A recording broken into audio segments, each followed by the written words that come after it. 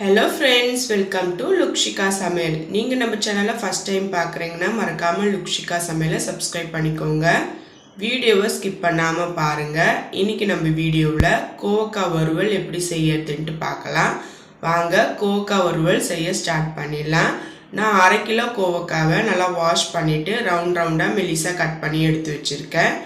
இப்போ stove on பண்ணிட்டு ஒரு கடாய் எடுத்துக்கலாம்.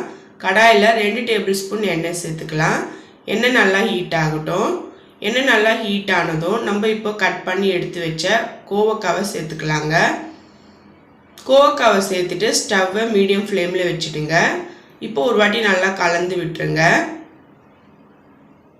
கலந்து விட்டுட்டு ஒரு 5 நிமிஷத்துக்கு அப்படியே கோவக்காய் நல்லா வேகட்டோங்க. இப்போ 5 நிமிஷம் ஆயிடுச்சு பாருங்கள், கொஞ்சமாக வெந்திருக்கு. இப்போ ஒரு வாட்டி நல்லா கலந்து விட்டுடலாம். இப்போ நம்ம தேவையான மசாலாலாம் சேர்த்துடலாம். ஃபஸ்ட்டு உப்பு சேர்த்துக்கலாம். நான் 1/2 டீஸ்பூனுக்கு உப்பு சேர்த்துருக்கேன். 1/4 டீஸ்பூனுக்கு மஞ்சள் தூள் சேர்த்துக்கலாம். 2 டேபிள் ஸ்பூனுக்கு குழம்பு மிளகாய் தூள் சேர்த்துருக்கேங்க. சேர்த்துட்டு நல்லா கலந்து விட்டுருங்க. இந்த மசாலா கூட இந்த கோவக்காலாம் ஒன்று சேர்ந்து வரணும் பாருங்கள், இந்த மாதிரி. இப்போ ஸ்டவ்வை சிம்மில் வச்சுடுங்க. சிம்மில் வச்சுட்டு ஒரு மூடி போட்டு ஒரு 10 நிமிஷத்துக்கு நல்லா வேகட்டும். இதை நடுவில் ஒரு 2-3 வாட்டி நல்லா கலந்து விடுங்க.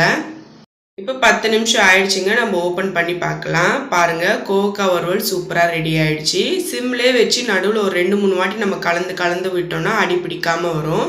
அவ்வளோதாங்க, ஸ்டவ் ஆஃப் பண்ணிடலாம். நம்மளோட கோவக்காய் வறுவல் சூப்பராக ரெடி ஆயிடுச்சு.